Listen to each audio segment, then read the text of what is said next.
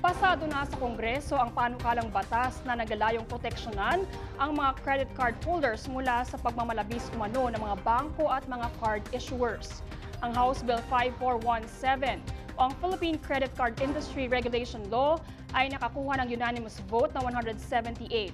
Ang batas na ito ay binubuo ng 8 iba't ibang pamantayan sa pagbibigay ng pantay na kompetisyon sa credit card industry. Ayon sa House Committee on Banks and Financial Intermediaries, ang Credit Card Protection Bill ay magbibigay din ng pagkakataon na gawing available ang mga credit cards sa mga Pilipino sa ilalim ng fair conditions at matalinong paggamit ng mga consumers. Nakapaloob din sa House Bill na ito ang responsibilidad ng Bangko Sentral ng Pilipinas na bantayan ang mga credit card holders at maglabas ng mga rules of conduct at standard operations habang pinapatupad ang penalties ng mga paglabag sa paggamit ng credit cards.